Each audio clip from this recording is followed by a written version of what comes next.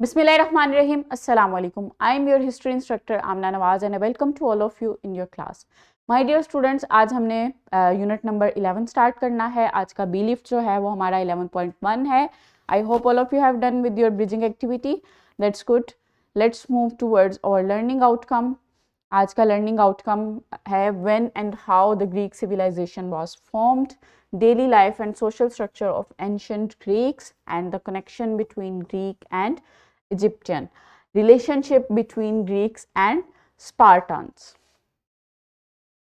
So let's move towards our focus. Greek civilization जो थी वो कब स्टार्ट हुई थी? In 800 BC, 800 कबल अज़ मसीह में ग्रीक सिविलाइजेशन का जो था वो आगाज़ हुआ था. इसके जो थे वो 3 पीरियड्स थे, archaic, classic and Hellenistic period. जो फर्स्ट पीरियड था वो 800 BC में स्टार्ट हुआ था, जब मुख्तलिफ सिटी स्टेट्स जो थी वो बनना शुरू हुई थी अलोंग विद मेडिटेरेनियन सी. सो जो पहली ग्रीक सिटी स्टेट जो थी वो बनी थी, तब ग्रीक सिविलाइजेशन का आगाज़ हो गया था. क्लासिक पीरियड का जो था वो आगाज़ हुआ था विद डेमोक्रेटिक गवर्नमेंट. जब पहली डेमोक्रेटिक गवर्नमेंट जो थी उसका आगाज़ हुआ था, तो क्लासिक पीरियड का आगाज़ हो गया था. और हेलेनिस्टिक पीरियड जो था उसमें इस सिविलाइजेशन का डिक्लाइन हुआ था. ये सिविलाइजेशन जो थी वो कहाँ लोकेटेड थी? This was located in south eastern Europe. ये देखें, साउथ में और ईस्टर्न वाली साइड पे जो थी यूरोप की जो एरिया था, यहाँ पे ग्रीक सिविलाइजेशन जो थी वो आबाद हुई थी. और उसके अराउंड जो थी वो डिफरेंट उस वक्त की फेमस सिविलाइजेशंस थी, जैसे रोमन, इजिप्टियन और पर्शियन. सो ये जो सिविलाइजेशन थी ये किसी रिवर के अराउंड नहीं थी सेटल हुई, ये सी के अराउंड सेटल हुई थी, जो कि मेडिटेरेनियन सी था.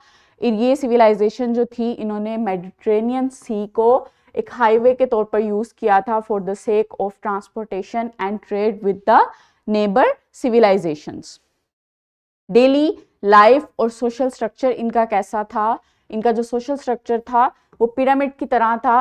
लाइक जो सबसे ऊपर, जिनको ज़्यादा राइट्स मिलते थे वो सबसे ऊपर आते थे, फिर जो थे वो कम राइट्स वाले, और फिर वो जिनके पास कोई राइट नहीं होता था. यहाँ का जो सोशल स्ट्रक्चर था वो बहुत स्ट्रिक्ट था due to distribution of rights in society. So जो मेल सिटीजन्स थे उनके पास ज़्यादा राइट्स से, उनमें मुख्तलिफ लैंड ऑनर्स भी आते थे, फार्मर्स भी आते थे और आर्टिसंस भी आते थे. सो मेल ऑनर्स जो थे, उनके जो मेल सिटीजन्स थे उनके पास बहुत ज़्यादा राइट्स थे इन द सिटी स्टेट, जबकि जो फीमेल्स थी, जो वुमेन थी, वो फैमिली बिल्ड करती थी, उनके पास जो थे राइट्स कम थे और वो फैमिली स्ट्रक्चर बनाती थी, और जितने भी हाउस होल्ड काम होते थे वो काम जो थे वो ख़वातीन मैनेज करती थी. इसके अलावा जो उनका मज़हब था वो पॉलीथिस्टिक मज़हब था, यानी कि वो एक से ज़्यादा खुदाओं पे यकीन रखते थे, और जो उस वक्त का चीफ ऑफ गॉड था वो ज़ीउस कहलाता था.